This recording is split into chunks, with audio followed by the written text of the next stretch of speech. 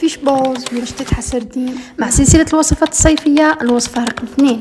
مع هذا الصيف ما يصح غير الحوت، بصح ما يديش بزاف الوقت في الطياب. المهم شريت كيلو سردين، نظفته مليح ونحيت له الزعنف تاعو والشوك تاعو، وفي ريحه ولا روبو درت معاه جوج مغارف كبار شابلور، الثوم معدنوس والدبشه وعصرة قارص والتوابل بالتفصيل مكتوبين تحت الفيديو، وشكلتهم كبيرات.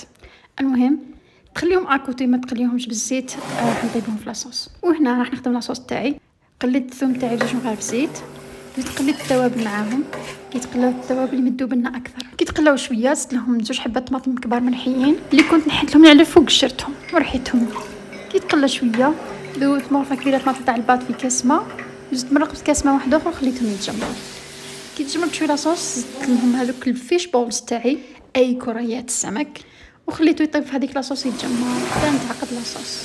وهذا هو الشكل النهائي للطبق تاعنا اليوم. انا زدت فلفلايه حاره، تقدروا ما ديروهاش ما تحبوش الحار. ننصحكم بزاف تاكلوا سردين لانه غني بالاوميغا 3 وما فيش بزاف كالوريز. اذا عجبتكم سلسله وصفات الصيفيه خليوا لي جام وتابعوني، وصح غداكم ولا صح عشاكم.